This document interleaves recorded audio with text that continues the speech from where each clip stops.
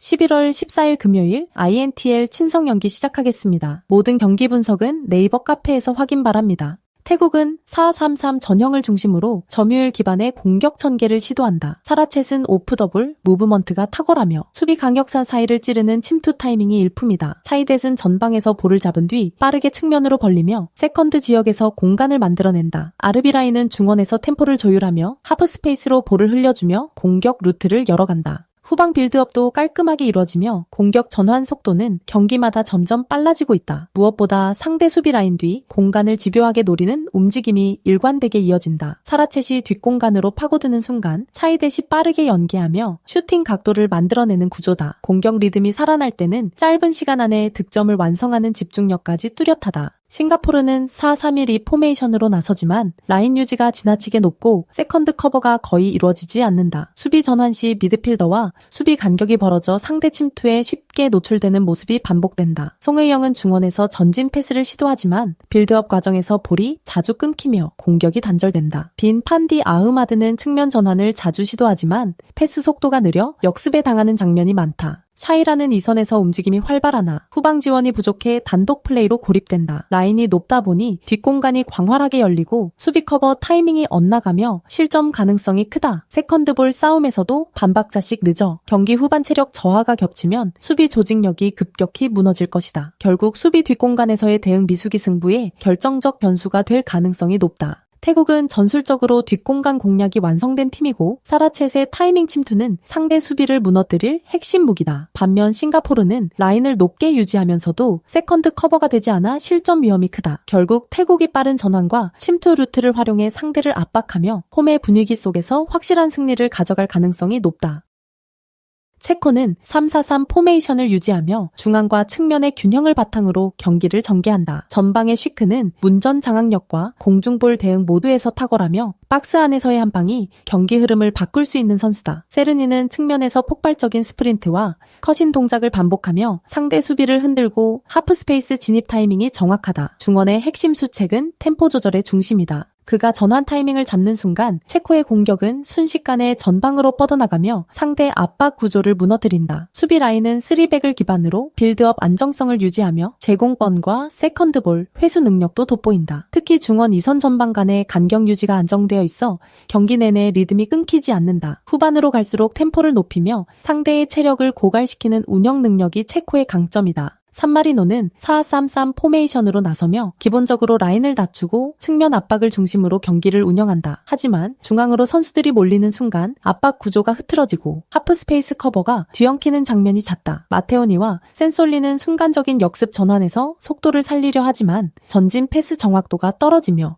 연결이 끊긴다. 파솔리니는 중원에서 압박을 시도하지만 수책의 템포 조절 능력을 따라가기엔 한계가 있다. 결국 산마리노는 전환 속도와 빌드업 안정성에서 밀리며 수비 간격이 벌어지는 장면이 반복될 가능성이 크다. 특히 중앙 압박이 무너지는 순간 체코의 전진 패스 한 방에 수비 블록이 와르르 붕괴 될 위험이 높다. 결국 체력적 한계와 전술 완성도 차이로 인해 경기 후반부로 갈수록 라인 유지가 어려워질 것이다. 체코는 수책 중심의 전환 구조와 쉬크의 마무리 능력을 앞세워 경기의 주도권을 확실히 잡을 가능성이 높다. 반면 산마리노는 하프 스페이스 붕괴와 빌드업 불안정으로 경기 후반 집중력이 떨어질 것이다. 이 경기는 체코가 공격 템포를 끌어올리며 완승 흐름으로 마무리할 가능성이 높다.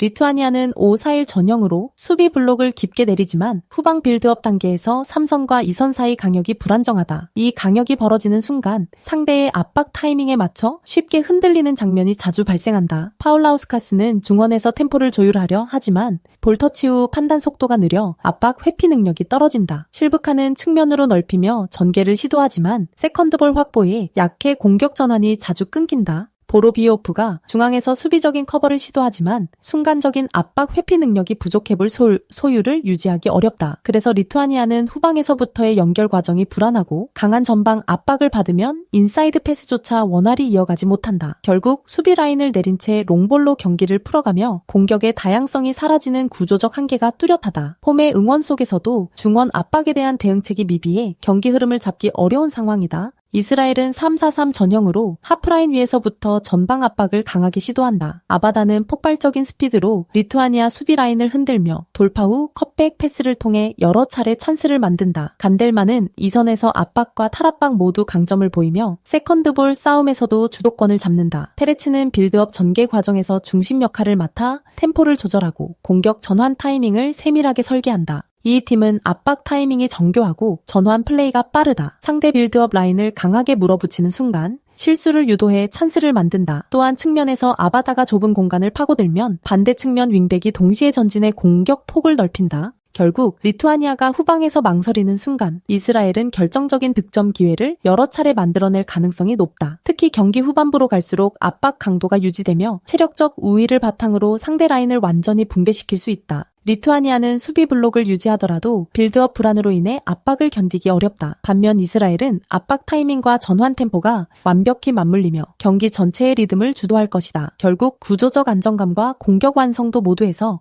이스라엘이 한 수 위의 경기력을 보여줄 가능성이 높다. 이 경기는 이스라엘의 압박 전술이 리투아니아의 빌드업을 완전히 무너뜨리는 장면으로 끝날 것이다.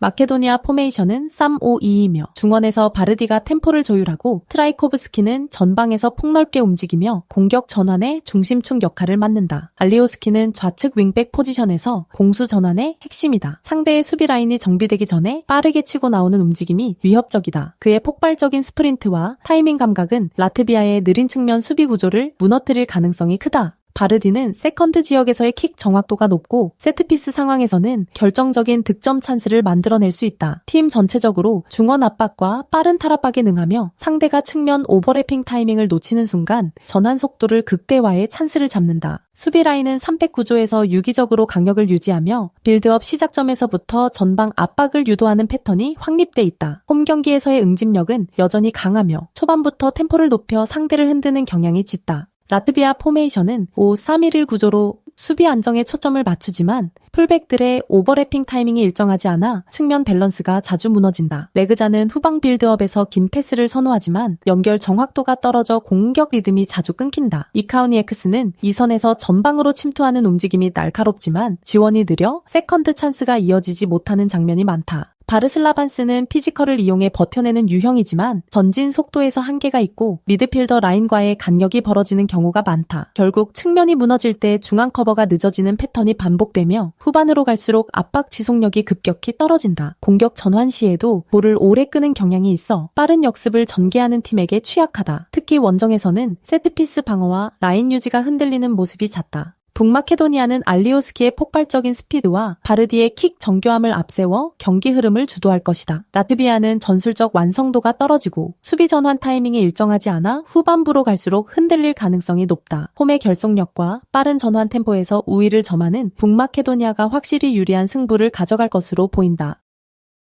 캐나다는 4-4-2 전형을 기반으로 하며 전방 압박과 빠른 전환 플레이를 동시에 가져가는 팀이다. 에이스 아메드는 상대 풀백을 앞에 두고 1대1 개인 돌파를 통해 찬스를 만드는 데 특화되어 있다. 이는 일종의 아이솔레이션 전술로 팀 전체가 그의 개인 기량을 극대화하도록 설계되어 있다. 공이 아메드 쪽으로 전달되는 순간 주변 선수들은 공간을 넓혀주며 수비 라인을 분산시킨다. 우스타키오는 중원에서 템포를 조율하며 짧은 패스로 공격의 리듬을 이어간다. 올루아세이는 전방에서 압박을 유도하며 세컨드볼을 회수하는 역할로 공격의 출발점이 된다. 캐나다는 공격 전환 시 볼 운반 속도가 빠르고 하프스페이스로의 침투 타이밍이 절묘하다. 후반으로 갈수록 아메드 중심의 돌파 루트가 상대 풀백을 완전히 무너뜨리며 득점 기회를 창출할 가능성이 높다. 에콰도르는 4-4-2 포메이션으로 안정적인 수비 블록을 유지하지만 측면 커버가 다소 느리다. 앙굴로는 빠른 스프린트로 역습 전개를 시도하지만 수비 가담 시 전환 타이밍이 늦는 편이다. 카이세도는 중원에서의 압박 강도가 높지만 넓은 공간 커버에서는 체력 부담이 크다. 예보하는 전방에서 압박을 주도하지만 공격 시 지원이 늦어 단독 돌파가 자주 차단된다. 결국 에콰도르는 라인 간격 유지에는 강점을 보이지만 아이솔레이션 돌파형 공격에는 취약한 구조다. 특히 좌우 풀백이 동시에 올라가면 뒷공간이 쉽게 노출되어 캐나다의 전환 공격에 고전할 수 있다. 이러한 불안 요소는 경기 후반으로 갈수록